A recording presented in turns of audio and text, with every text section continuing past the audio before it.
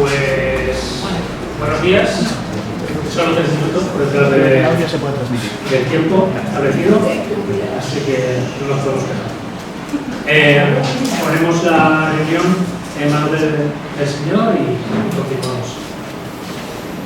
Pues sí, Señor, te damos gracias por el privilegio de estar aquí en esta mañana. Es un privilegio.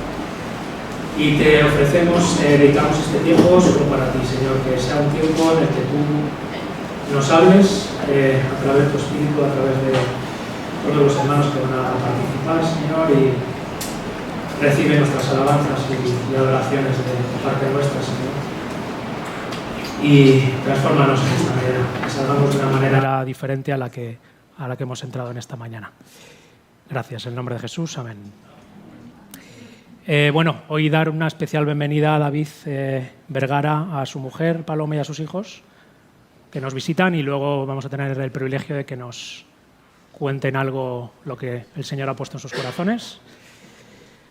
Y nada, yo quería empezar, invitaros a la adoración en esta mañana, como os dije el otro día, a través del Salmo 4. Como sabéis, hay muchos salmos de David que hacen referencia a ese tiempo nocturno en el cual nos vamos a la cama y nos quedamos solos con nuestros propios pensamientos, con nuestra propia conciencia.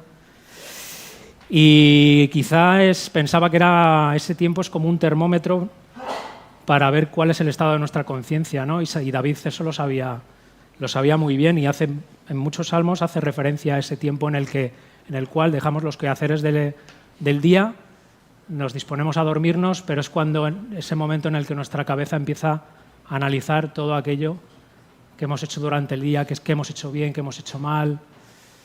A veces ese tiempo dura demasiado de lo que nos gustaría. Y David, como os digo, pues hace referencia a este tiempo, y me gustaría compartir con vosotros este salmo. Y dice así: Respóndeme cuando clamo, Dios, justicia mía. Cuando estaba angustiado, tú me diste alivio. Ten misericordia de mí y oye mi oración. Y vosotros, ¿hasta cuándo volveréis mi honra en infamia? Amaréis la vanidad y buscaréis la mentira. Sabed pues que el Señor ha escogido para sí al que es justo. El Señor oirá cuando yo a Él clame. Temblad y no pequéis. Meditad en vuestro corazón cuando estáis en vuestra cama y callad. Ofreced sacrificios de justicia y confiad en el Señor.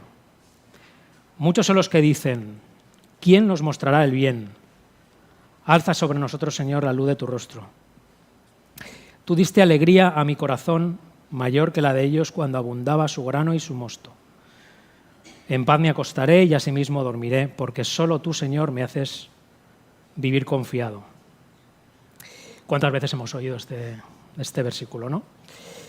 Hoy no tenemos nosotros un hijo que pretenda quitarnos el trono y que esté en peligro nuestra vida, como tenía David. Tenemos otros problemas, pero son nuestros problemas y ocupan mucho tiempo en nuestras cabezas, ¿no? Y son problemas que al final en nuestros tiempos nocturnos antes de dormir ocupan a veces demasiado tiempo. Y tenemos mucho que aprender de este salmo. Entre otras muchas cosas, podemos aprender que podemos reclamar con total libertad la atención de Dios. Como dice David: respóndeme cuando clamo, Dios. Ten misericordia de mí y oye oración. Dios quiere que le reclamemos, que reclamemos su atención. Porque, como dice David, el Señor nos va a responder. Versículo 3, el Señor oirá cuando yo a Él clame. Él tenía muy seguro que el Señor le iba a responder y por eso clamaba a Él. ¿Y por qué él sabía que el Señor le iba a responder? Pues porque él tenía la experiencia de que en otras ocasiones el Señor le había respondido, ¿no? Y por casualidad, David creía que por ser él, el Señor le iba a responder. No. Dice: el Señor ha escogido para sí al que es justo. O sea, David sabía que acogiéndose a la justicia de Dios era la única manera en la que él iba a tener la total libertad de reclamarle la atención a Dios. Como dice el versículo 1, respóndeme cuando clamo. Dios, justicia mía. No era su justicia, era la justicia de Dios. Me acordaba esta mañana cuando volvía a analizar este salmo, me acordaba un poco lo que ha estado ocurriendo estos últimos días como sabéis, en un partido político, todas estas escuchas y todas estas historias que ya sabéis. Todas estas personas, ¿os imagináis sus pensamientos a la hora de dormir? Complicado, ¿eh? ¿Cuáles serían los pensamientos antes de ser cogidos y cuáles son sus pensamientos ahora? ¿Os los imagináis? No sé, lo dejo ahí para la reflexión. Pero es que David también tiene una palabra para ellos. ¿Hasta cuándo amaréis la vanidad y buscaréis la mentira? Y para todos tiene David en este salmo una respuesta, tanto para los que estamos aquí como para aquellos que, como estas personas que os he comentado, están pasando ahora por tiempos en los que más les vale reflexionar en esas noches interminables con lo que han hecho, ¿no? Y para todos hay una enseñanza en este salmo de David, y es, versículo 4, meditad en vuestro corazón cuando estéis en la cama y callad. Meditad en vuestro corazón cuando estéis en la cama y callad. Aquí David nos está animando a que ese tiempo antes de dormir es un tiempo idóneo para analizar y recordar qué es lo que hemos hecho. Pero cuidado, que dice, y callad. Me gusta este detalle, porque no es darle vueltas a mi cabeza durante horas y horas antes de dormir, que muchas veces no llegamos a ninguna solución, sino callad para que Dios nos hable. David estaba clamando, primero clamó, luego meditó y luego calló a esperar lo que Dios tenía que decirle, ¿verdad? Así que no tiene ningún sentido que en esas noches largas de estar pensando y reflexionando sobre lo que hemos hecho, si al final no le clamamos a Dios que nos hable y que nos guíe. Y no solo eso, en versículo 5, ofreced sacrificios de justicia y confiad en el Señor. Esto nos está diciendo que si no hay un cambio real en nuestras acciones al día siguiente, por mucho que estemos horas dándole vuelta por la noche a nuestras cabezas, a nuestros problemas, qué es lo que hemos hecho mal, qué es lo que hemos hecho bien, acabaremos en el punto de partida, ¿verdad? Ofreced sacrificios de justicia y confiad en el Señor. Y nosotros tenemos el acceso al sacrificio en esta mañana y todos los días, al sacrificio que Dios puso delante nuestra, pero eso se tiene que notar en nuestras acciones.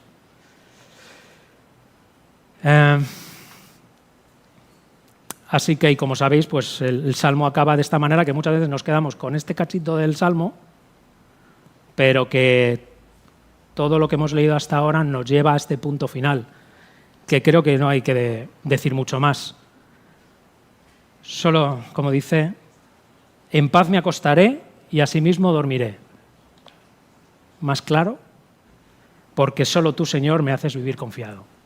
Creo que pocas palabras se puede decir de este versículo, ¿verdad? Así que, nada, esta mañana quería poner esto en vuestras mentes y corazones y que os sirva de trampolín para que podáis expresar lo que Dios tenga en vuestros corazones y adoremos en esta mañana. Y vamos a empezar con una canción que sé cuán grande es Él, ¿no? ¿Vale? Así que queda abierto el tiempo libre.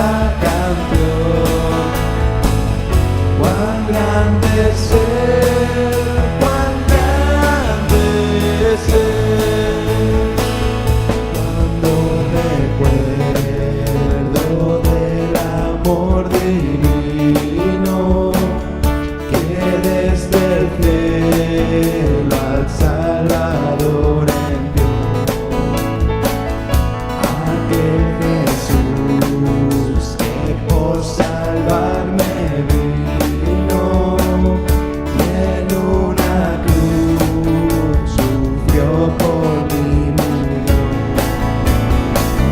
Mi corazón entona esta canción, cuán grande soy, cuán grande soy. Mi corazón entona esta canción, cuán grande es Él, cuán grande es Él. Cuando el Señor me llame a su presencia, al dulce hogar, al cielo de esplendor, le adoraré cantando la grandeza de su poder y su infinito amor. Mi corazón entona esta canción, cuán grande es Él, cuán grande es Él. Mi corazón entona esta canción, cuán grande es Él, cuán grande es Él.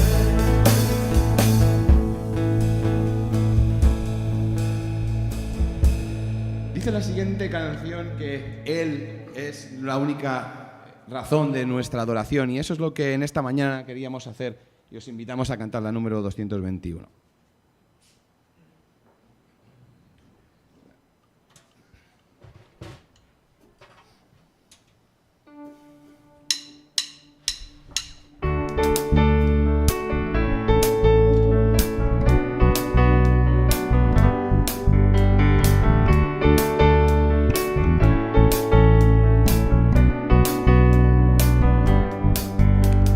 Eres tú la única razón de mi adoración, oh Jesús.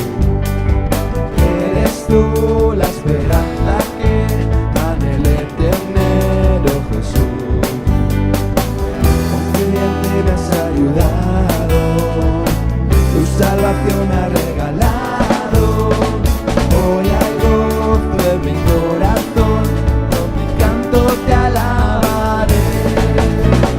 Te alabaré, te glorificaré, te alabaré, mi buen Jesús. Te alabaré, te glorificaré, te alabaré, mi buen Jesús. Eres tú la única razón de mi adoración, oh Jesús. Eres tú la esperanza que anhelé tener, oh Jesús. Confidente me has ayudado, tu salvación me ha regalado. Hoy hay gozo en mi corazón, con mi canto te alabaré. Te alabaré, te glorificaré, te alabaré, mi buen Jesús. Te alabaré, te glorificaré, te alabaré, mi buen Jesús. En todo tiempo te alabaré, en todo tiempo te adoraré, en todo tiempo te alabaré, en todo tiempo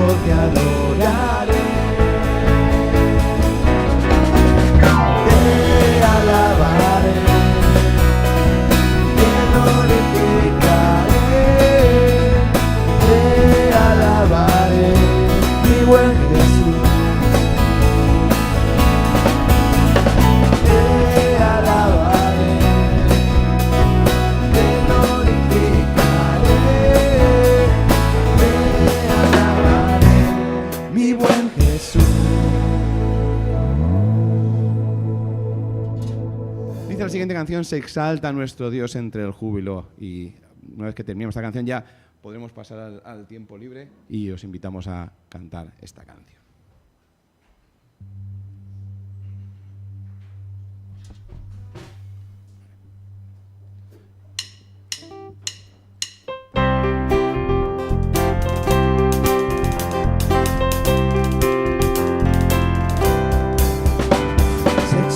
Nuestro Dios entre júbilo, se exalta nuestro Dios al sonar de las trompetas, se exalta nuestro Dios entre júbilo, con júbilo gritad a Él, con júbilo gritad a Él, se exalta nuestro Dios entre júbilo, se exalta nuestro Dios al sonar de las trompetas.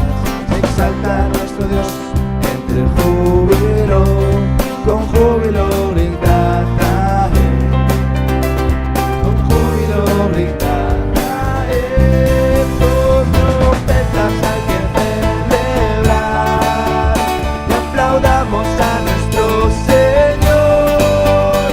Se exalta nuestro Dios, se exalta nuestro Dios, se exalta nuestro Dios, oh sí. Nuestro Dios entre el júbilo, se exalta nuestro Dios al sonar de las trompetas, se exalta nuestro Dios entre el júbilo, con júbilo gritad a Él, con júbilo gritad a Él, trompetas hay que celebrar y aplaudamos a nuestro Señor. Se exalta nuestro Dios, se exalta nuestro Dios, se exalta nuestro Dios, oh sí, con trompetas hay que celebrar y aplaudamos a nuestro Señor. Se exalta nuestro Dios, se exalta nuestro Dios, se exalta nuestro Dios, oh sí.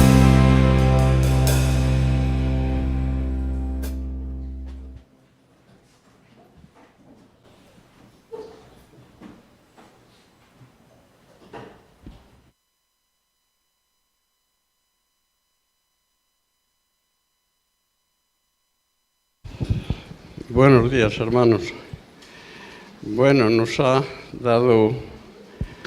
presidido nuestro hermano Marcos y nos ha recordado lo que cada uno debemos recordar cada momento y particularmente las noches al dormir, sí puede ser hacer un examen de nuestro tiempo, cómo lo hemos pasado o qué hemos hecho.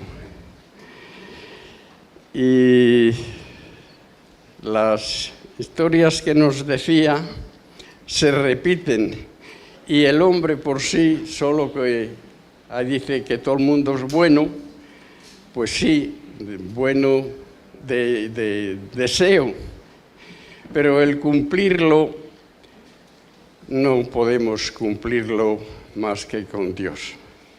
Y esa es la grandeza y esa es la diferencia tan grande que podemos tener en esta oscuridad, en esta vanidad de vanidades de Eclesiastés, y en la edad también lo dice, o por mí mismo. De joven podemos querer comernos el mundo y es natural, y siempre estar haciendo algo, sí, está bien. Luego ya además mayores decimos, bueno, ¿qué he hecho? ¿Qué he hecho? Sí, ¿para qué vale todo esto? Lo que he hecho por mí mismo son miserias, son cosas que no sirven para nada, comparado con el verdadero tesoro, según hayamos practicado y vivido. Los que conocemos a Dios, hemos conocido a Dios. Y esta mañana, como cada mañana, es el momento, creo, más álgido, estando juntos, entre hermanos, adorando y alabando a Dios, es cuando nos sentimos mejor. Pero cada día también tenemos nuestro quehacer, nuestra obediencia a Dios. Y a este Dios vamos a dar las gracias. Gracias, Padre, porque un día llegamos a conocerte a través de tu Hijo. Gracias porque te hemos aceptado, porque tú nos buscaste primero. Gracias porque podemos vivir en ti.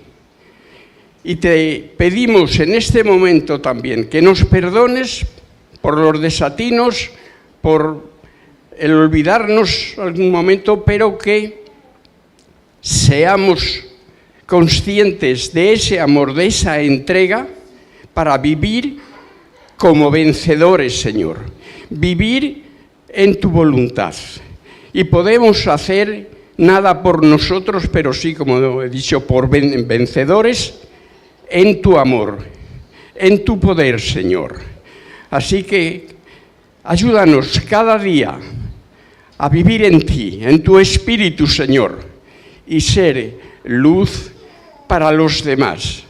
Quítalo a nuestro trabajo que hacemos, pero que siga el deseo, que tengamos el deseo cada día, Señor, de estar contigo, hasta que tú vengas, que no es lo que nos queda solamente, sino que lo que viene es mejor, Señor. Gracias en el nombre del Señor Jesús. Amén.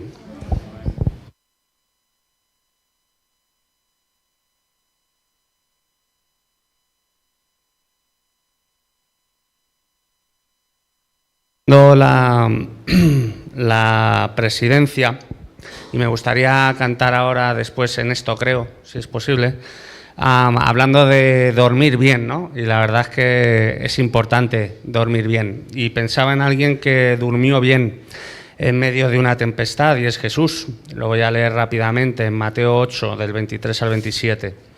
Entró Jesús en la barca y sus discípulos le siguieron. De pronto se levantó en el mar una tempestad tan grande que las olas cubrían la barca, pero él dormía. Se acercaron sus discípulos y lo despertaron diciendo: «Señor, sálvanos, que perecemos». Él les dijo: «¿Por qué teméis, hombres de poca fe?». Entonces se levantó, reprendió a los vientos y al mar, y sobrevino una gran calma. Los hombres maravillados decían: «¿Quién es este, que aun los vientos y el mar le obedecen?». Así es Jesús, y esa tempestad en ese momento era literal, una tempestad en medio del mar, pero todos conocemos las tempestades que pueden venir a nuestra vida, todo aquello que nos quita el sueño. Y podemos confiar en este Jesús que está a nuestro lado, que a veces parece como que Él mismo está dormido o que nos ha olvidado, pero que realmente está ahí a nuestro lado para ayudarnos a sobrepasar las dificultades, por muy grandes que sean. Y me gustaría cantar esto, que se llama también el credo, ¿no? La canción, y recordar todo lo que es Dios, todo lo que es Jesús para nosotros, nos ayuda también a poder vivir en esa confianza.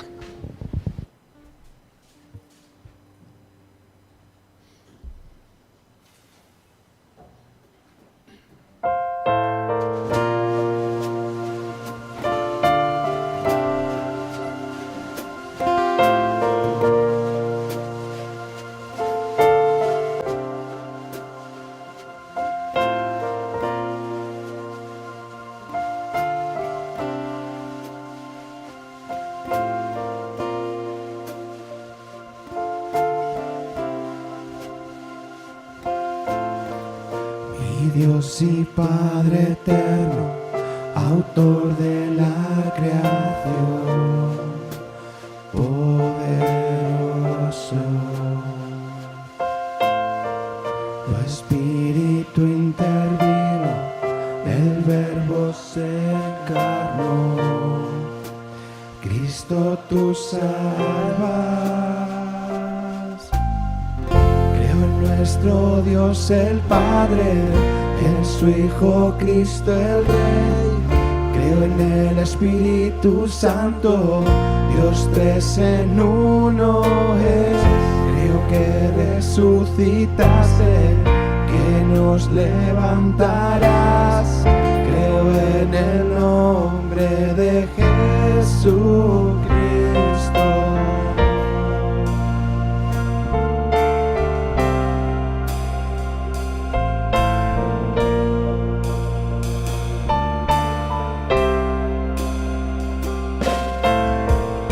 Mi juez y mi abogado, sufriste en la cruz, me has perdonado.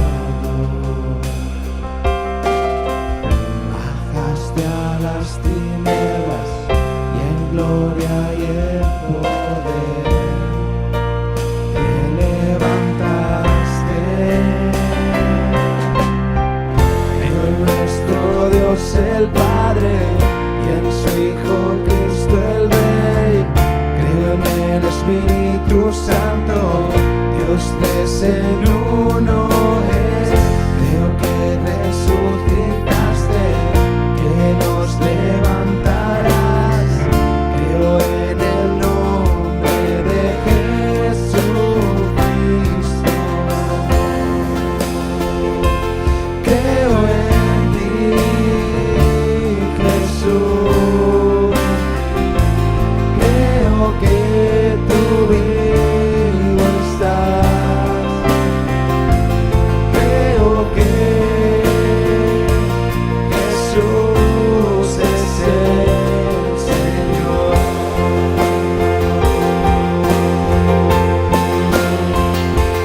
Creo en ti, Jesús. Creo que tú vivo estás. Creo que Jesús es el Señor.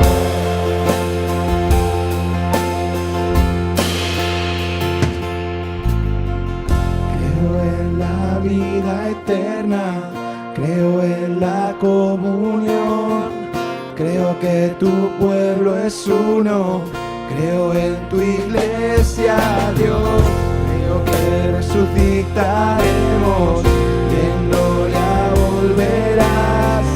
Creo en el nombre de Jesucristo.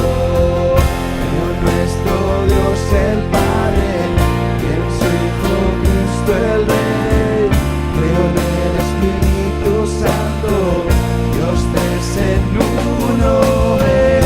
Creo que resucitaste, que nos levantarás. Creo en el nombre de Jesucristo. Creo en el nombre de Jesucristo. En el nombre de Jesucristo.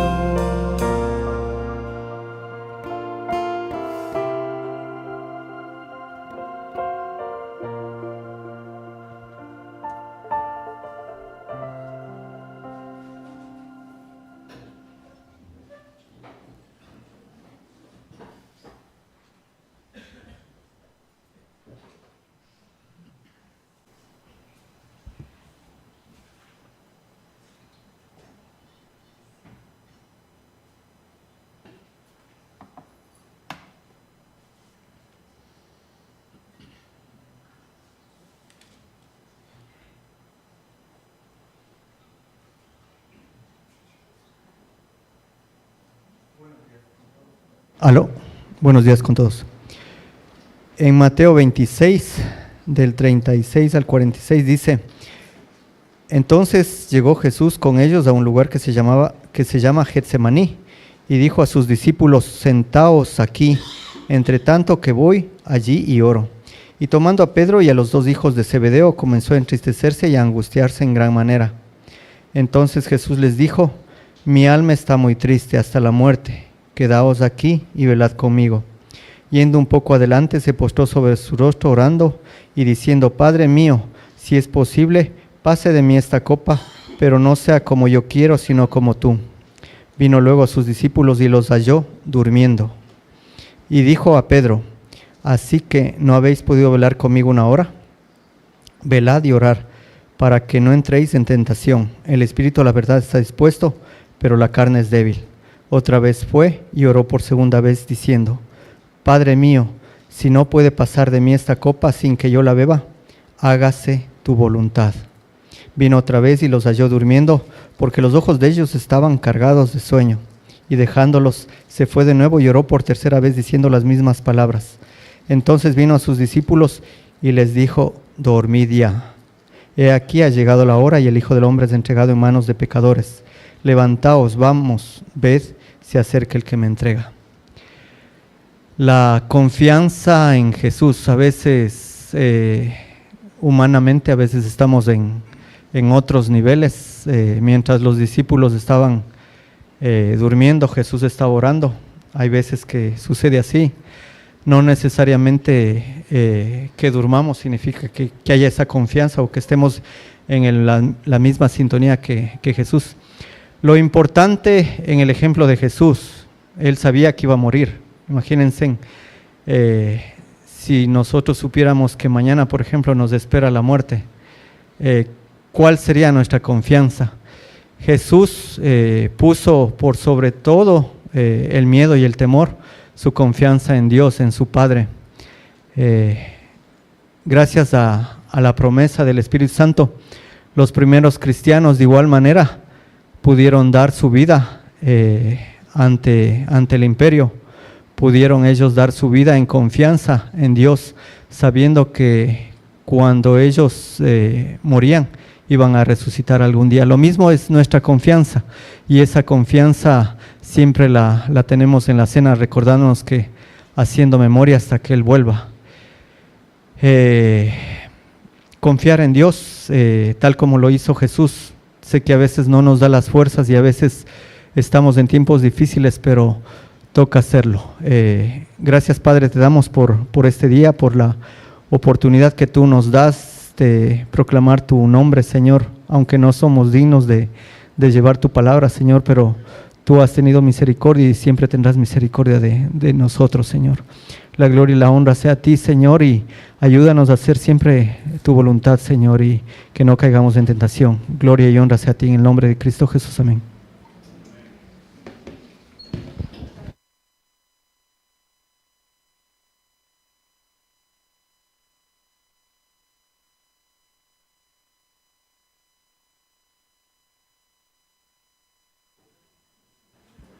La 217. Vale.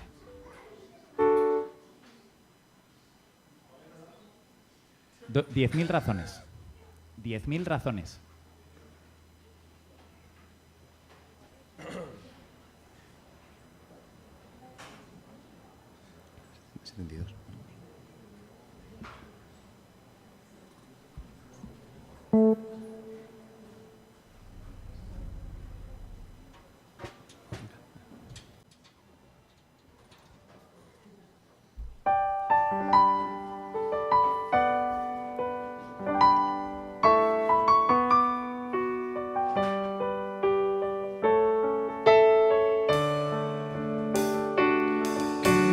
Todo lo que soy, alabe al Señor con todo mi corazón. De tu grande amor cantaré, tu nombre alabaré. Sale el sol, es un nuevo amanecer, cantaré a ti otra vez, sea lo que venga, confiaré en ti, te alabaré en el anochecer, que todo lo que soy alabe al Señor con todo mi corazón. De tu grande amor cantaré, tu nombre alabaré.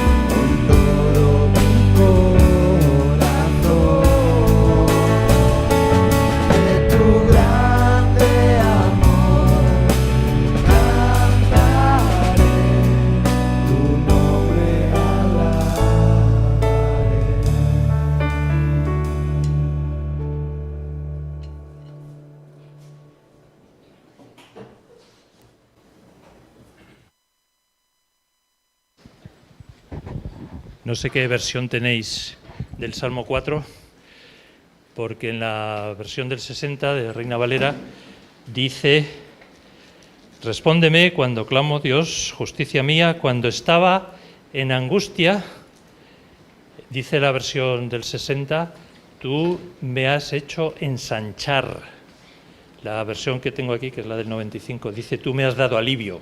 Bueno, pero me gusta esta contraposición entre la angustia y el ensanchamiento, porque angustia viene de una raíz que es ang, que significa estar estrechado. Cuando estamos en angustia, cuando tenemos ansiedad, estamos encogidos, ¿no? Por lo menos es lo que me cuentan mis pacientes. Cuando tenían ansiedad, pues me decían, es que estoy como encerrado, como estrecho, como... Sin embargo, lo contrario, aquí se utiliza un paralelismo antitético, ¿no? en la poesía hebrea. Cuando estaba en angustia, cuando estaba en estrecho, tú me has hecho ensanchar. Bueno, los tiempos que estamos viviendo no son para estar muy ensanchados, ¿verdad? Estamos en angustia, cada vez hay noticias más, no solamente en nuestro país, sino en el mundo, ¿no? A nivel mundial. Pero sin embargo el Señor, por medio de este salmo y de otros muchos, nos dice que tenemos que ensancharnos, que tenemos que tener un ánimo abierto y amplio, porque el Señor está a nuestro lado y eso nos lleva a confiar en Él. Pues vamos a dar gracias al Señor.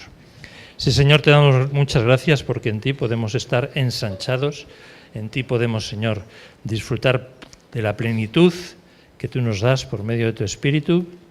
Y perdónanos, Señor, cuando muchas veces nos angustiamos, cuando muchas veces estamos en estrecho, a veces no es responsabilidad nuestra, sino por las circunstancias, pero gracias porque tenemos en tu palabra esta confianza de que en los momentos de angustia tú nos vas a hacer ensanchar. Haz que lo vivamos en nuestras vidas día a día. Amén.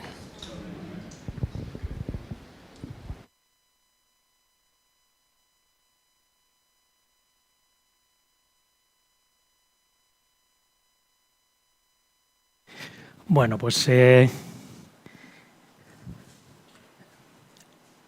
hoy me gustaría explicar para aquellos que nos estáis viendo y os preguntáis qué estamos haciendo en este momento o que hoy nos visitáis y estáis viendo que aquí hay un grupo de personas que se reúnen el domingo por la mañana y bueno, pues están hablando de un tal Jesús que es el origen y es el motivo por el que estamos aquí. Y ahora mismo vamos a comer de un pan y de un vino. Y vamos a hacer esto porque este es uno de los mandamientos que Jesús nos dio.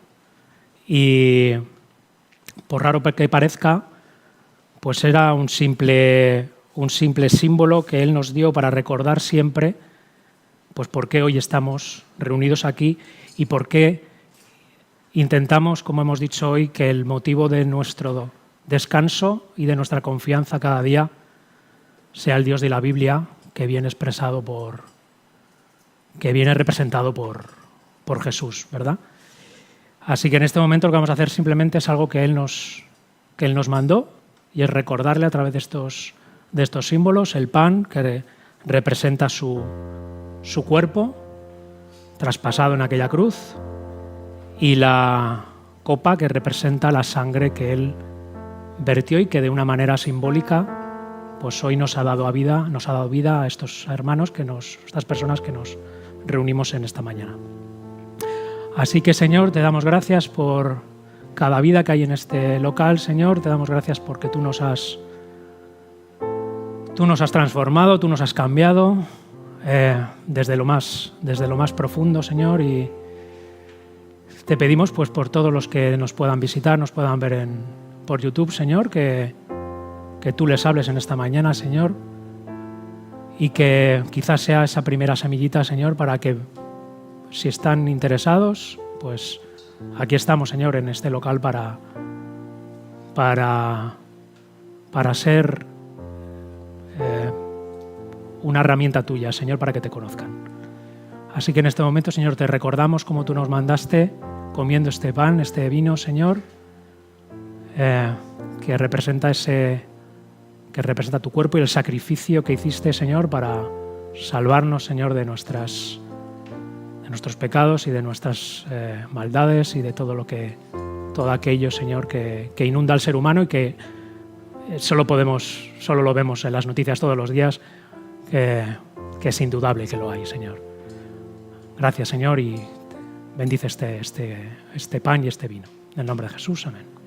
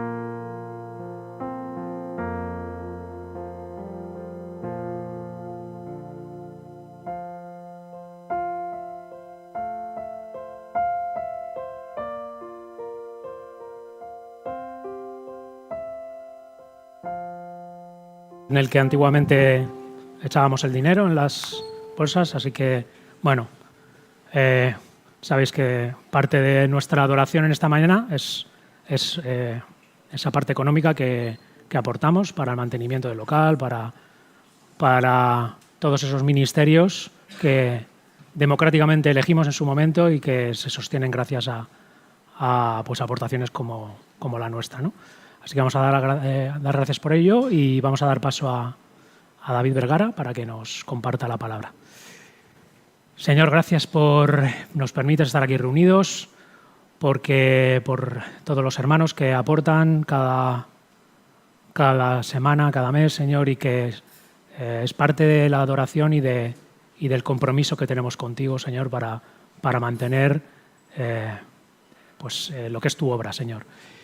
Y ponemos este tiempo que tenemos ahora para aprender de ti, de tu palabra a través de David, Señor, tú bendícele y que sea una herramienta tuya para que tú nos hables. En el nombre de Jesús, amén.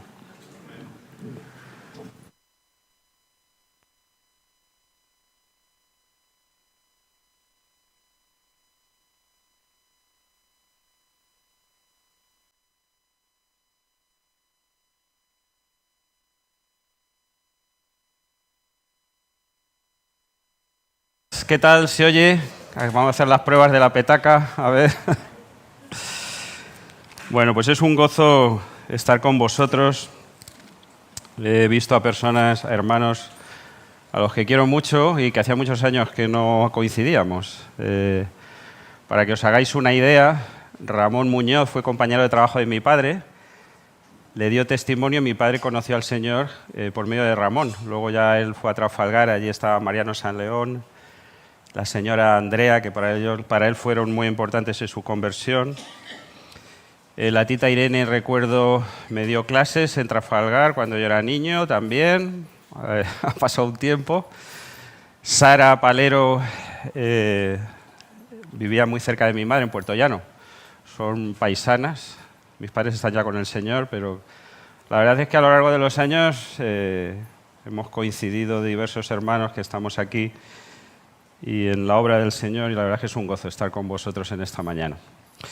Bueno, me ha llamado la atención el tema que habéis tenido durante la reunión. Yo quería dar hoy una palabra devocional muy sencilla. Me han dicho que es un tiempo breve y quería hacer algo más bien de aplicación, más que entrar en el contexto. Pero claro, la reunión hoy ha girado casi en torno al sueño. No nos hemos dormido, pero hemos estado hablando del sueño. No he visto cabezadas, he visto más bien que estábamos atentos y que cada hermano iba recogiendo el guante del otro y aportando algo sobre lo que el Señor hace, incluso cuando estamos en nuestros pensamientos medio dormidos, medio que no sabemos dónde estamos. Y hoy voy a hablar de algo así. Voy a hablar de un capítulo del libro de los Hechos, el capítulo 12, donde tenemos al apóstol Pedro durmiendo y con un buen sueño además. No sé, no he preguntado a los hermanos si habéis estudiado el libro de los Hechos recientemente o no. Yo he escogido este capítulo y espero que sea de utilidad. El libro de los Hechos, capítulo 12. Libro de los Hechos, capítulo 12. Dice así: en aquel mismo tiempo el rey Herodes echó mano a algunos de la iglesia para maltratarles. Mató a espada a Jacobo, hermano de Juan, y viendo que esto había agradado a los judíos, procedió a prender también a Pedro. Eran entonces los días de los panes sin levadura. Y habiéndole tomado preso, le puso en la cárcel, entregándole a 4 grupos, 4 escuadrones, de 4 soldados cada uno, para que le custodiasen, y se proponía sacarle al pueblo después de la Pascua. ¿Os recuerda esto a algo? Así que Pedro estaba custodiado en la cárcel, pero la iglesia, aquí aparecen estos peros que hay en la Escritura, ¿no? Pero la iglesia hacía sin cesar oración a Dios por él, por Pedro. Y cuando Herodes le iba a sacar, aquella misma noche estaba Pedro durmiendo, entre 2 soldados, sujeto con 2 cadenas, y los guardas delante de la puerta custodiaban la cárcel. Seguramente era la fortaleza Antonia, un sitio complicado para escaparse. Y he aquí que se presentó un ángel del Señor y una luz resplandeció en la cárcel, y tocando a Pedro en el costado le despertó diciendo: levántate pronto. Y las cadenas se le cayeron de las manos. Le dijo el ángel: cíñete, átate las sandalias. Lo hizo así y le dijo: envuélvete en tu manto y sígueme. Y saliendo le seguía, pero no sabía que era verdad lo que hacía el ángel, sino que pensaba que veía una visión. Habiendo pasado la primera, la segunda guardia, llegaron a la puerta de hierro que daba a la ciudad, la cual se les abrió por sí misma, y salidos pasaron una calle y luego el ángel se apartó, se despidió de él. Entonces Pedro, volviendo en sí, dijo: ahora entiendo verdaderamente que el Señor ha enviado su ángel y me ha librado de la mano de Herodes y de todo lo que el pueblo de los judíos esperaba. Y habiendo considerado esto, llegó a la casa de María, la madre de Juan, el que tenía por sobrenombre Marcos, donde muchos estaban reunidos orando. Cuando llamó Pedro a la puerta del patio, salió a escuchar una muchacha llamada Rode, la cual, cuando reconoció la voz de Pedro, de gozo no abrió la puerta, sino que corriendo adentro dio la nueva de que Pedro estaba a la puerta. Y ellos le dijeron: ¿estás loca? Pero ella aseguraba que así era. Entonces ellos decían: es su ángel. Pero Pedro persistía en llamar, y cuando abrieron y le vieron, se quedaron atónitos. Pero él, haciéndoles con la mano señal de que callasen, les contó cómo el Señor le había sacado de la cárcel y dijo: haced saber esto a Jacobo y a los hermanos, y salió y se fue a otro lugar. Luego que fue de día, hubo no poco alboroto entre los soldados sobre qué había sido de Pedro.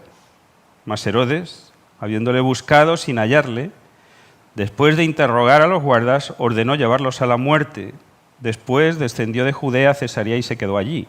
Y Herodes estaba enojado contra los de Tiro y de Sidón, pero ellos vinieron de acuerdo ante él, y sobornado Blasco, que era camarero mayor del rey, pedían paz porque su territorio era abastecido por el del rey.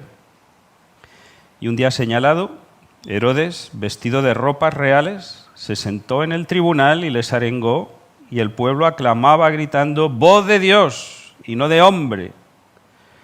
Al momento un ángel del Señor le hirió, por cuanto no dio la gloria a Dios, y expiró comido de gusanos.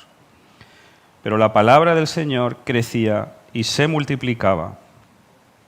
Este es el relato. Bueno, estamos en un contexto complicado para la Iglesia.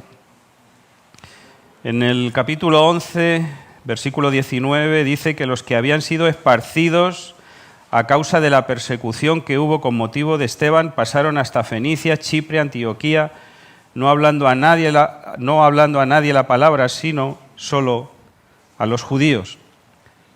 Es un momento de persecución. Hay hasta este capítulo 2 persecuciones relacionadas con los saduceos primero, luego con los fariseos, y llegamos a este momento después de Esteban, donde encontramos un tercer momento con Herodes. Herodes, os suena el nombre de Herodes, ¿no? Este era Herodes Agripa, no de gripes, Agripa, que era nieto de Herodes el Grande. Y de hecho este relato está muy vinculado al del abuelo, porque Herodes el Grande, sabéis que buscó a Jesús cuando vinieron aquellos magos, quería matarle, como aquí el nieto quería matar a Pedro después de haber dado muerto a Jacobo. En el relato del abuelo hay unos magos que son alertados en sueños, pero luego hay un ángel que llama a José y le dice: sal, corre, ves a Egipto. Y aquí encontramos ángeles que al servicio del Señor acuden al encuentro de Pedro también para sacarle de la prisión, ¿no?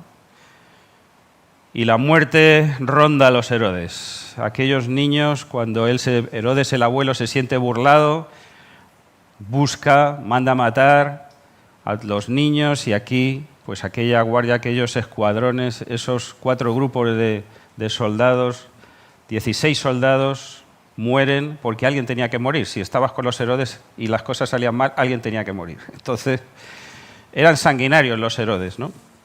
Para que entendáis, En el caso de Agripa, para protegerle, fue llevado a Roma a estudiar con un tal Gallo, Calígula. ¿Os suena? Calígula también era un buen... Es que esta gente que se hace amigos tienen cosas en común que no son buenas. Calígula en la historia, pues, para los que no le conozcáis, los que sois jóvenes, era un sanguinario de cuidado, ética ninguna, era de lo peor, se puede decir, ¿no? Era de lo más corrupto que existía en Roma, ¿no? Y ya de niño prometía, ¿no? Y ahí estaba con Herodes, los dos chiquillos, estos dos inocentes niños allí estudiando en Roma, ¿no? Y bueno, crecen juntos. Y fijaos que Herodes, que tiene una abuela judía, porque los Herodes no son judíos, los idumeos no son judíos, pero en el caso de Herodes Agripa tenía una abuela, Marián, que era de origen judío, Asmonea. Entonces él, lo que él tenía en su cabeza era conseguir el favor de Roma por un lado y de los judíos por otro. Esa era su gran ambición y ser como su abuelo. Era una réplica de su abuelo. Era increíble. ¿Y qué hizo Herodes? Pues con la amistad que se forjó estudiando, sobre todo con Calígula, consiguió empezar que ya le cedieran algunos territorios del sur de Siria. Está en la Biblia esos territorios, 3 territorios, y después intentó ayudar a que expatriaran a su tío Herodes Antipas para conseguir los territorios de su tío. Ahí están Galilea, Perea. Y por último, cuando Calígula muere, Claudio le cede los territorios que le faltaban de su abuelo, que eran Judea y Samaria. Así que consiguió los territorios del abuelo. Pero él no se quedó ahí, quería ser más que el abuelo. Entonces Herodes lo que quería también era congraciarse con los judíos. Reclama, en este caso a los judíos, toda su ascendencia judía por medio de la abuela, y él, por un lado, está con las autoridades romanas haciendo todo lo que los romanos le piden para estar congraciado con ellos, y por otro lado, hace todo lo que los judíos quieren de un buen judío. Es decir, él pide en la historia, esto lo sabemos por la historia, cada día leer la ley como un buen judío, como si fuera un buen judío. Le es concedido delante de los judíos leer la ley cada día, estar celebrando las fiestas judías como si fuese un judío más y vivir lo más cerca posible de todas las costumbres judías para estar con ellos, ¿no? Se da cuenta de que le falta algo para conectar totalmente y ganarse el favor de ellos. Los judíos están viendo a los cristianos en las anteriores persecuciones como un rival que se gana el favor del pueblo y que además está predicando a Jesús. Y cada vez son más personas que se acercan a los cristianos y hay ahí una serie de... Bueno, lo vamos viendo a lo largo del desarrollo del libro de los Hechos. Hay una persecución que se inicia de una manera o de otra y los que se dispersan predican el Evangelio dependiendo de los grupos donde están, ¿no? Pero sobre todo a judíos, ¿no? Pero Pedro, recordáis, había predicado el Evangelio a Cornelio, que era gentil, lo cual ya se sale del manual. O sea, si tú querías enemistarte con un judío, incluso los propios cristianos al principio tuvieron muchos problemas con aquellos que predicaban el Evangelio a los gentiles, ¿no? Así que Herodes, que era un sanguinario, dijo, esto lo solucionamos rápido, matamos a Jacobo, del grupo cercano al Señor, los hijos de Zebedeo, que hoy se han leído, Juan, Jacobo, matamos ya a Jacobo, lo decapitaron a Jacobo, y de ese trío de amigos, Pedro, en este momento el gran líder de este grupo de cristianos que está emergiendo, le cogemos, le matamos y con esto los judíos ya me ponen matrícula de honor, ¿no? Y además solo cuesta matar a un par de personas más, esto no tiene mayor complicación. Entonces en el razonamiento de él la cosa es sencilla, fácil y rápida, ¿no? Y él funcionaba de esta manera, ¿eh? Así que cogen a Pedro, le llevan a la cárcel y dice el versículo 3, que después de haber matado a Jacobo, que esto había agradado, había encantado. Los judíos estaban con Herodes, como dicen hoy los jóvenes, flipando, diciendo, este es una maravilla. Nos está haciendo el trabajo, está matando cristianos y ha cogido ni más ni menos que a los líderes principales de los cristianos, Ya ha matado a uno, ahora va a matar a otro, este nos mata a todos, este nos soluciona todos los problemas en un momento. Pero había un problema. Pasó con Jesús. Hay que guardar religiosamente las costumbres de la ley. Hay que ser escrupulosos, religiosos. Vamos a guardar la Pascua y la fiesta de los panes sin levadura unos 8 días y si hace falta parar, se para. Allí los judíos recordáis con Cristo, los que estudiáis Derecho, el proceso a Cristo, la tremenda complicación de, por una parte, las leyes judías, las leyes romanas, cómo conseguir que ese juicio, que era una bufonada absoluta en cuanto a derecho privado romano, siguiese adelante y no se notase mucho que aquello era simplemente una pantomima, pero guardando todo exactamente para matar a Jesús cuando había que matarle y ya está. Y con Pedro están igual. Vamos a guardar los días de los panes sin levaduras y cuando ya se haya terminado, si puede ser al día siguiente, hacemos un juicio exprés y le matamos y nos damos una fiesta. Eso es un poco el resumen, ¿no? Bueno, le pusieron en la cárcel. Pedro y Juan, capítulo 5, ya habían salido de la cárcel por la obra del Señor también, de un ángel anteriormente. Si vais allí, después de Ananías y Zafira, Pedro y Juan son llevados a la cárcel, pero Dios les saca de la cárcel. Y Pedro vuelve a la cárcel otra vez, ¿no? Se ve que le tenían cariño, ¿no? Entonces le llevan a la cárcel. Y aquí tenemos a Pedro tomado preso, le ponen en la cárcel, le entregan a 4 grupos de 4 soldados, nos dice cada uno, para que la custodiasen. Ya no tiene escapatoria. Una vez que ya le tenemos ahí bien guardadito, ya con el proceso a Jesús, la resurrección de Jesús, ya tuvimos problemas. Con Pedro y Juan hace poco hemos tenido problemas, pero esta vez no va a haber ningún problema. Va a estar atado con cadenas a 2 soldados, uno a cada lado. Va a tener los guardias delante. Cuando esos 4 soldados sean sobrepasados, quedan 2 series todavía de 4 soldados hasta llegar a la puerta. Eso es impenetrable. Allí no se atreve a entrar nadie ni a salir nadie. Tengo todo controlado, dice Herodes, ¿no? Y bueno, en cuanto termine la Pascua, le sacamos. Así que, versículo 5, Pedro estaba custodiado en la cárcel, pero la iglesia, esa pequeñita, esa frase que casi aparentemente está ahí como algo que no tiene ningún valor, pero la iglesia, ¿quiénes son esos pobretones que están ahí? La iglesia no está en una fortaleza, no está en la fortaleza Antonia. La iglesia, además, nos dice el texto que están en una casa.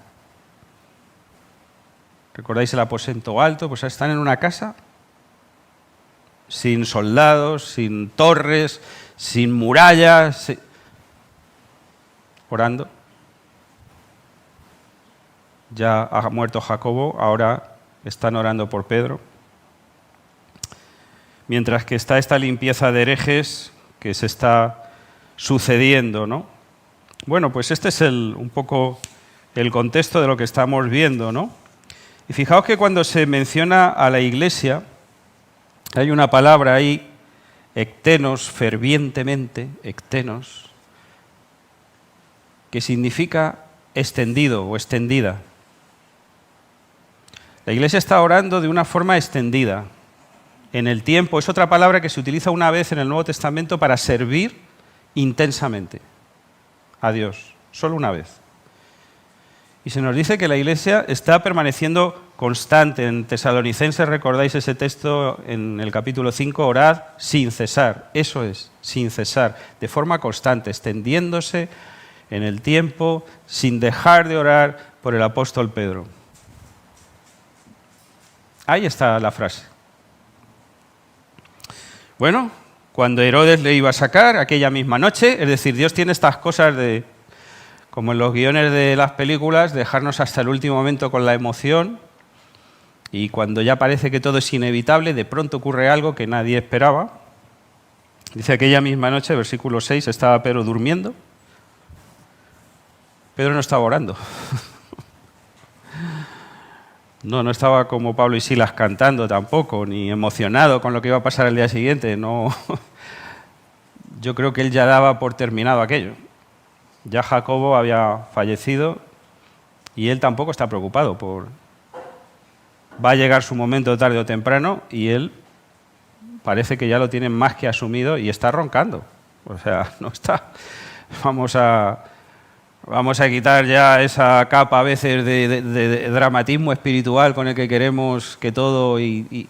No, que esto no es una película de Netflix. Esto, hombres normales, sencillos, cansados, agotados, viendo a soldados viendo a todo el pueblo que le quiere matar, a todos confabulados, a los tribunales, a Herodes, a tal, cual, y parece, si el Señor le ha puesto ya allí y Jacobo ya ha sido entregado, su gran amigo, pues que él también. Está durmiendo. Pero están durmiendo también los soldados. Parece que este sueño no era un sueño corriente. Todos están durmiendo. Y nos dice, versículo 7, que aquí se presentó un ángel del Señor. Y lo peor que se puede hacer cuando tú quieres sacar a alguien de la cárcel, no enciendas la luz, intenta hacerlo. ¿No? Los ladrones no suelen encender la luz cuando van a robar algo. Pues dice que se presentó un ángel del Señor y una luz resplandeció en la cárcel. De pronto la cárcel se iluminó, pero los soldados siguieron durmiendo, Pedro seguía durmiendo. Y aquí viene el contraste. Dice que tocando a Pedro en el costado, o sea, le debió de dar un buen pellizco, le tuvo que coger... ¿Duele? ¿Os han dado alguna vez un pellizco en el costado? No os lo recomiendo. No, pero si queréis despertar a alguien, posiblemente sí, ¿no? ¡Qué dolor, por favor! O sea, el ángel tuvo que coger a Pedro y darle ahí bien y decirle, Pedro, levanta de este sueño en el que estás. Y le dice, levántate pronto, Pedro, deja ya de otra cabezadita. Las cadenas se caen de las manos de Pedro. Pero fijaos que Pedro en todo este proceso está dormido. Sigue dormido. De hecho, todavía no sabe si es que es un sueño, si es que eso es real. El texto nos lo explica. El ángel le dice, mira, ponte la ropa, ponte las sandalias, prepárate para salir, envuélvete en tu manto, sígueme. Todo es imperativo. Venga, levántate, sígueme. Venga, Pedro, por favor. Venga, reacciona, venga. Y Pedro está, vale, sí, pero no sabe ni lo que hace, ¿no? Dice que saliendo le seguía, un poco por seguirle, ¿no? Pero no sabía que era verdad, versículo 9, lo que hacía el ángel, sino que pensaba que era un sueño. Estas cosas nos pasan a veces, ¿no? Decimos, ¿esto es algo que viene del Señor o es algo que me gustaría a mí que ocurriese, ¿no? Y habiendo pasado la primera, la segunda guardia, llegaron a la puerta de hierro, se les abre, es una palabra interesante, es como los porteros automáticos, automate. Automáticamente, ¡plas!, la puerta se abre. Y salidos pasan a la calle y luego el ángel se marcha, le deja allí. Ya ha cumplido con su misión, que era despertar a Pedro. Había ido a despertar a Pedro aquel día. Le saca a la calle y entonces Pedro, cuando el ángel se va, dice, anda, pues estoy en la calle. O sea, yo estoy aquí, esto es la calle. Pero sí que esto sí que es verdad, estoy en la calle. Pero lo que viene a continuación es más surrealista todavía. Porque él, cuando ya entiende que ha sido librado, dice el versículo 11, de la mano de Herodes, va a Casa María, que no es un restaurante, aunque seguramente los hermanos allí comían y cenaban muchas veces, ¿no? Casa María es la casa de la madre de Juan Marcos, que escribe el Evangelio de Marcos, que es nombrado 2 veces en este capítulo como aquel que tiene el sobrenombre de Marcos, y él va a Casa María donde tiene la certeza de que la iglesia está.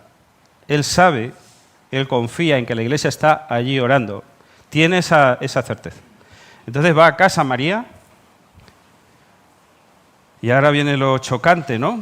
Dice que Pedro... Esto es metraquilato, no sé si doy un golpe, esto se me va a desmoronar, pero bueno. Él llama. llama a la puerta y hay una chica, Rode,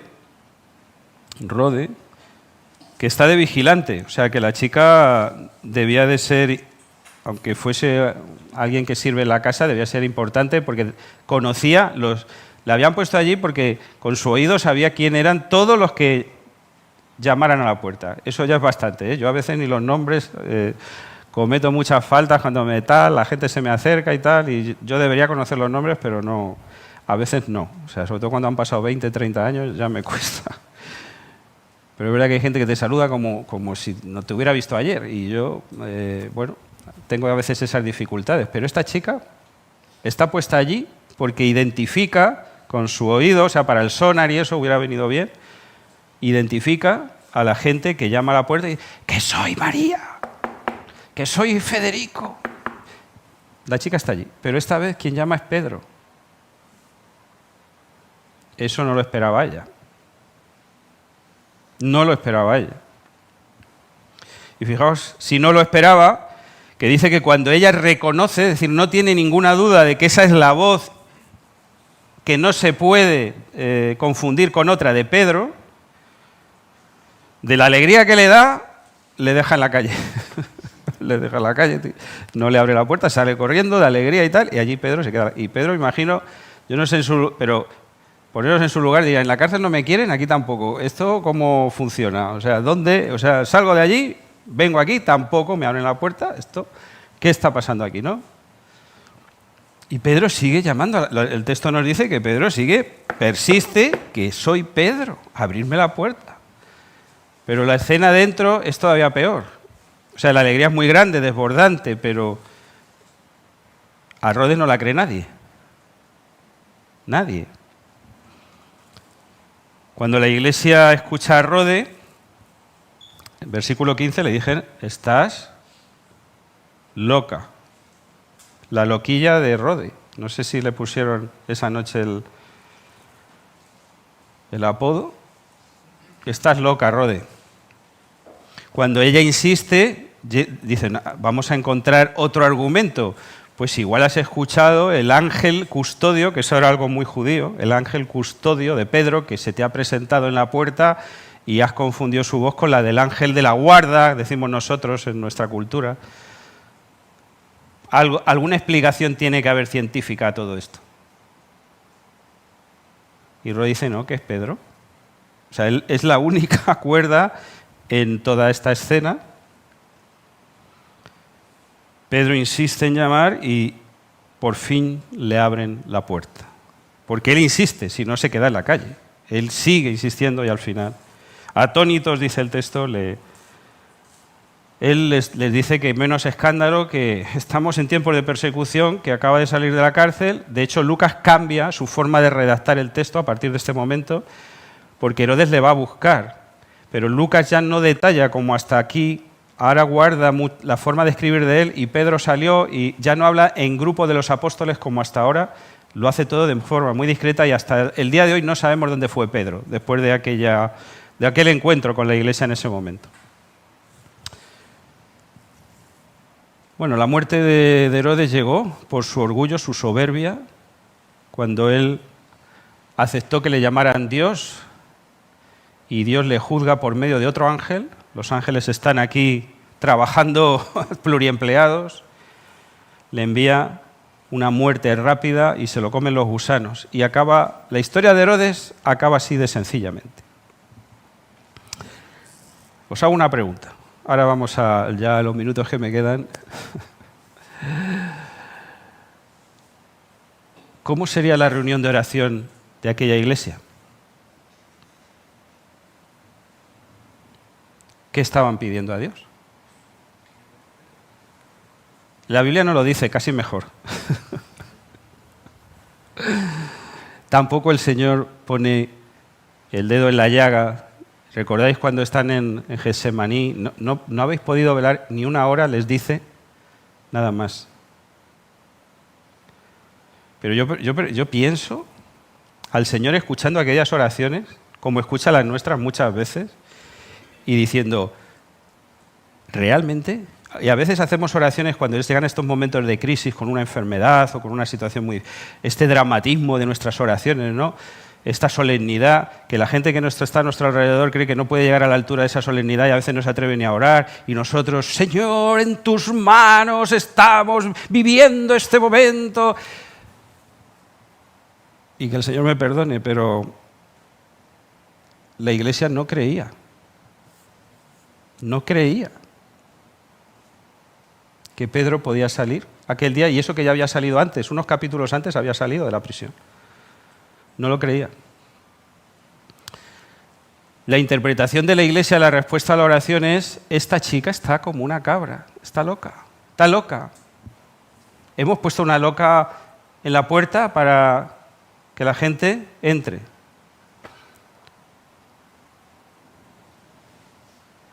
¿Cómo oramos nosotros, hermanos?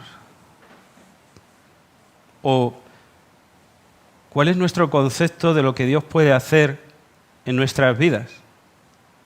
Yo os tengo que decir que, gracias al Señor, Él obra más abundantemente de lo que nosotros pedimos o entendemos. Gloria al Señor. Gloria al Señor. Porque si la respuesta a la oración fuese conforme a nuestra fe, estábamos... Hoy se hablaba de la barca, ¿no? Aquellos discípulos del Señor durmiendo en la barca y aterrados, y tenían al Señor delante de ellos allí sentado y diciendo: nos morimos hoy todos, aquí esto hay que despertarle como sea porque vamos a morir aquí, esto no... Y el Señor está durmiendo y cuando despierta, ¿qué está pasando aquí? Hombre, que vamos a morir. Todavía no le conocen, ¿no? Pero nosotros conocemos al Señor, porque a veces tengo la impresión de que nuestro conocimiento de Él es bastante liviano y nuestra forma de dirigirnos a Él es, bueno, casi decimos, Él es soberano, es verdad, pero casi es, bueno, si no hay otra solución y casi parece que humanamente hablando ya no se puede hacer más, pues Señor, que casi que tú lo bendigas y esto termine ya o se acabe. Nosotros ya casi anticipamos que humanamente hablando no se puede hacer nada y que... Bueno, pero a veces sí. Jacobo murió, pero Pedro no estaba en el plan de Dios aquel día. Y si en el plan de Dios no estaba que Pedro muriese aquel día, no iba a morir. Si está que muramos nosotros, moriremos. Pero si en el plan de Dios para nosotros todavía hay un propósito y no quiere que partamos con él, no vamos a partir. Se ponga como se ponga Herodes, los médicos, da igual. Esto depende de que el Señor diga ahora, si Él no lo dice, incluso orando mal, si me lo permitís, o sin fe, si el Señor no quiere, no se va a hacer. Depende de Él, todo depende de Él, absolutamente todo depende de Él. Nuestra vida, todo lo que somos, hacia dónde va este mundo, cuando nos rasgamos las vestiduras, ponemos los telediarios y decimos: madre mía, esto no hay quien lo arregle, esto va al desastre, esto tal, y nos entramos en depresión. Esto va hacia donde el Señor quiera que vaya, y cuando el Señor diga, Él volverá y pondrá las cosas en su sitio, y aquí la historia va a acabar como Dios quiere que acabe y nada más. Nada más. Pero hermanos, a mí me tranquiliza ver que el Señor amaba a su iglesia. Le entregó a Pedro a su iglesia. Pedro volvió a su iglesia. Luego Lucas nos explica algunas de las actividades que hizo Pedro en el Concilio de Jerusalén, nos da detalles.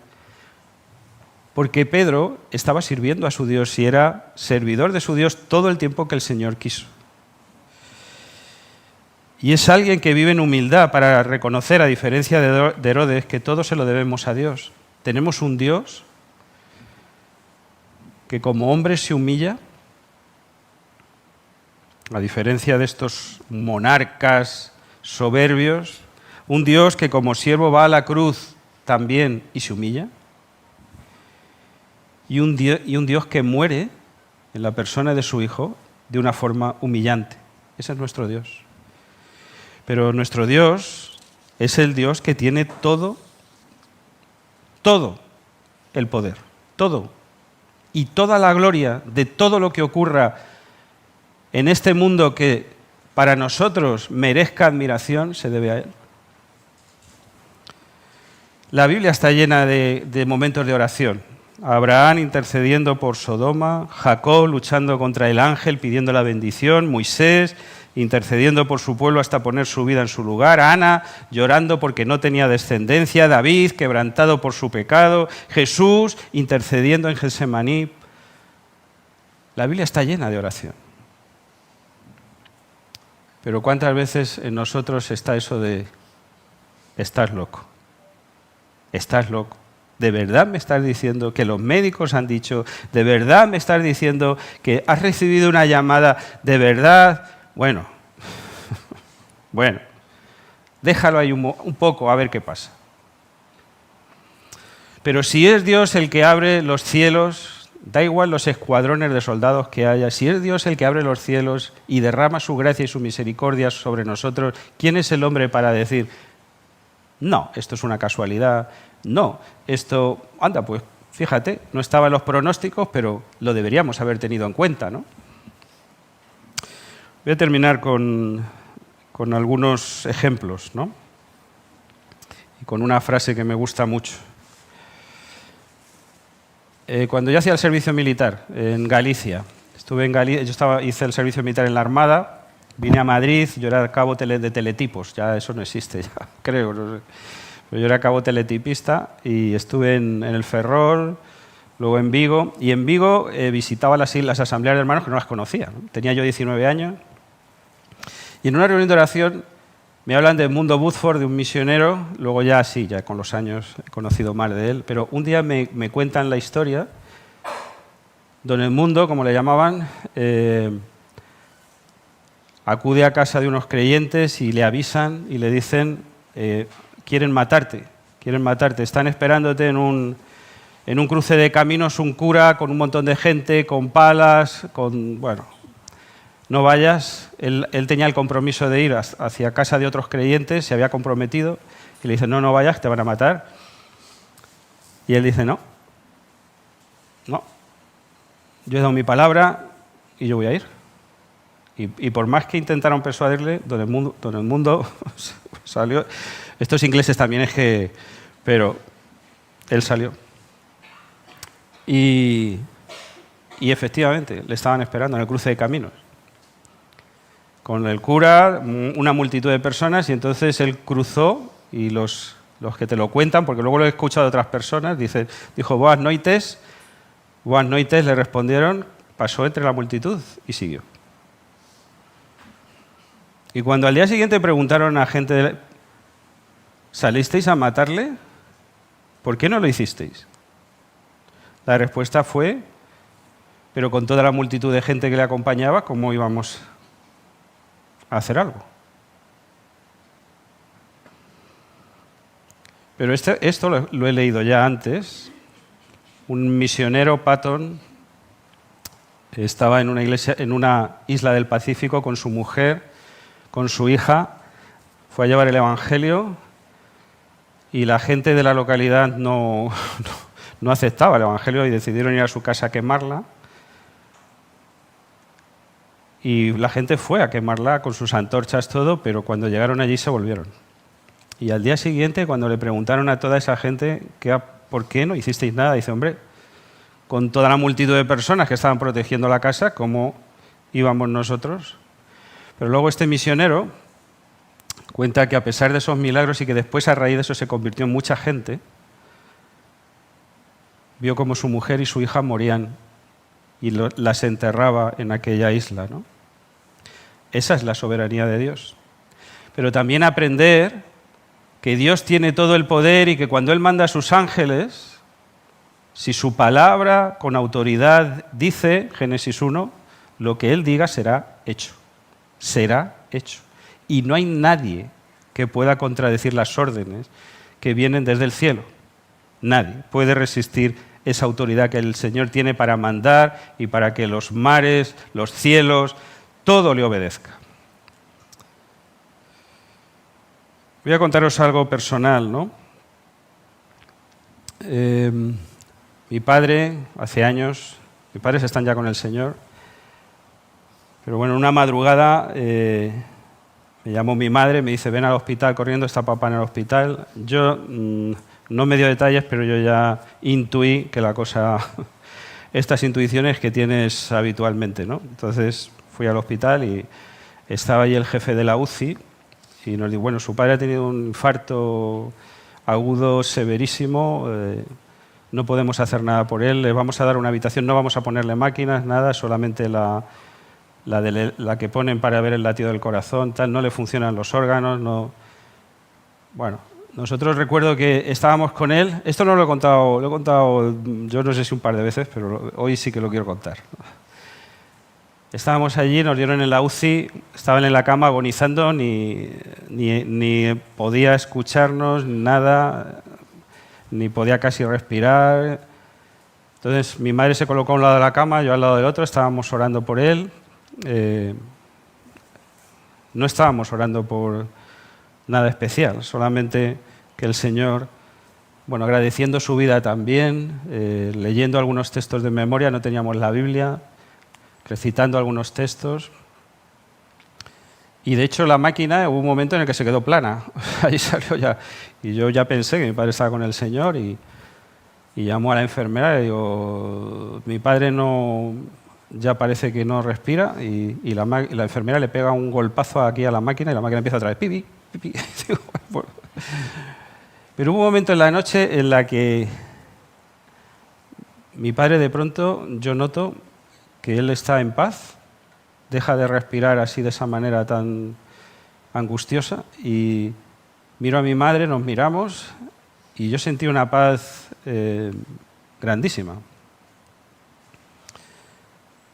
Y pasado unos minutos le dije a mi madre, llama a mis hermanos, porque era la madrugada, digo, cuando ya sea un poquito más, una hora más razonable, llamas, yo tengo 2 hermanos, uno en Barcelona y una hermana en Madrid, hablas con ellos, tú no vengas, descansa tal, porque papá está ahora tranquilo y ya mañana ya veremos. Entonces cuando mi madre se va, pues yo hablo con el jefe de la UCI y le digo, ¿puedo hacer una pregunta? Dice, sí. Digo, ¿qué pasa si mi padre despierta? Era el Hospital Fundación Alcorcón. Yo vivo en Alcorcón. ¿Qué pasa si mi padre despierta? Y me puso una cara, eso no se me olvidará. Dice, imposible.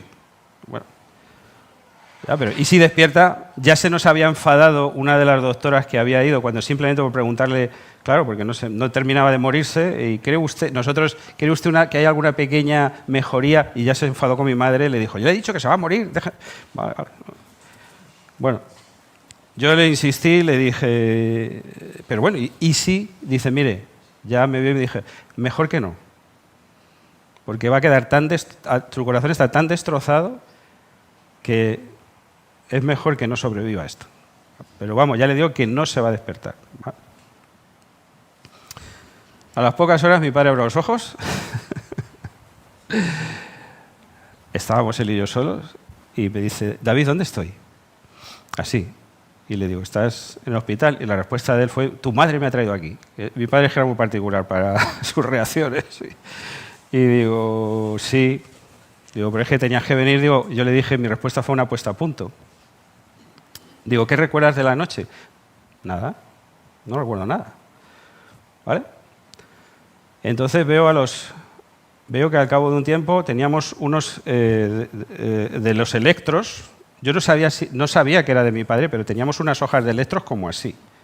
Pues había un cristal y unas mesas y yo no sabía, había un montón de hojas y resulta que eran de mi padre. Claro, vienen dos médicos, no sé, empiezan a mirar aquello, empiezan a mover las hojas de un lado para otro y no sé qué, y a señalar aquí. La verdad es que yo no sabía qué estaba ocurriendo allí, pero yo veía gente muy agitada ahí mirando papeles.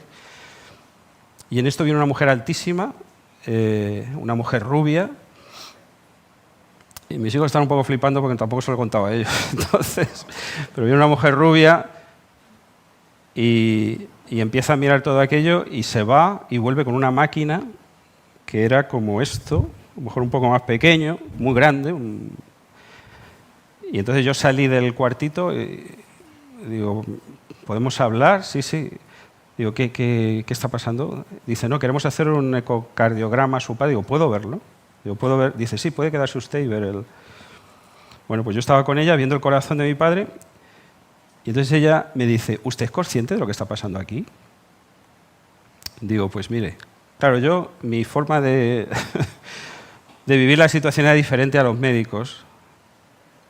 De verdad que creo absolutamente en los médicos. No penséis que es que no creo, no, creo absolutamente en los médicos. Digo, pues mira, lo único que le puedo decir es que mi padre ayer cuando entré estaba muy mal y ahora le veo muy bien, la verdad. Estoy hablando con él. Bueno, vuelvo a hablar con el de la UCI. Con el de la UCI ya, o me voy a callar la conversación posterior, pero bueno, al final le digo, bueno, ¿qué van a hacer con mi padre? Dice, pues subirle a planta. Digo, ¿le van a subir ya a planta? Dice, sí, es que no hay daños en el corazón. Digo, pero usted, no, es que claro, nos faltaban pruebas, tal. No hay daños en el corazón. La doctora ya me lo había dicho. ¿Vale?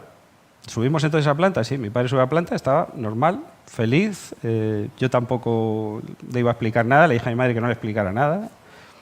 Y en su ignorancia siguió, yo creo que toda su vida hasta que el Señor se lo llevó, porque nunca le contamos, no queríamos sobrecargarle. Él el domingo quería ir a la iglesia, me acuerdo, los médicos le decían, pues abajo hay una capilla, y dicen, no, a la iglesia evangélica. Los médicos estaban allí. Bueno, el lunes, esto al tercer día, bueno, nos tienen que dar el informe médico porque dicen que le dan el alta. El informe no llega, un día entero esperando el informe. No pasa nada. Cuando llega la noche, creo que eran las 8 de la noche, viene la misma doctora de la jefa de cardiología, que yo había visto con la máquina del ecocardiograma. Estábamos mi madre y yo y le digo, muchísimas gracias a todo el equipo médico por todo lo que han hecho por mi padre. Y la respuesta suya fue, nosotros nunca hemos hecho nada por su padre. Nunca hicimos nada. Han sido ustedes, dijo ella. Ustedes, la respuesta de ella fue, ustedes tienen mucho poder. Ustedes tienen mucho poder, dijo. Y mi madre, que estaba a mi lado, le dijo, nosotros no tenemos ningún poder. El poder es de Dios. ¿Entendemos esto? Entendemos que toda la autoridad absolutamente es suya, pero que dentro de toda esa autoridad está que el Señor puede hacer lo que Él considere.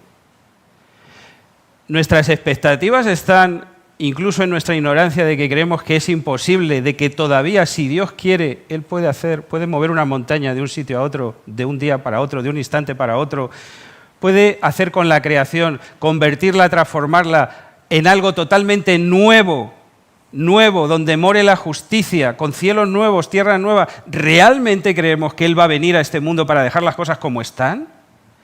¿Realmente creemos que en su perspectiva de las cosas no está el cambiarlo todo de arriba abajo, transformarlo todo de arriba abajo, porque Él tiene el poder y el deseo de hacerlo nuevo y que esta creación no esté sujeta a servidumbre, viviendo en esta pobreza miserable del pecado? ¿Realmente creemos que Él ha venido a la cruz y ha sido levantado con poder de la cruz, resucitando de entre los muertos para dejarnos en esta expectativa pobre de bueno, y a ver si, y yo qué sé? No. No, Él es Dios. Recordémoslo eso. Él es Dios. Voy a terminar con... Me he pasado el tiempo, lo siento Esteban, me he pasado el tiempo. Una cita de Bounds, en un libro que tiene que se titula Las posibilidades de la oración. Es un libro chiquitín. Dice, recuerde que es a un rey que te acercas. Trae pues peticiones dignas de su alto trono. Su gracia, su potencia, puedes poner a prueba.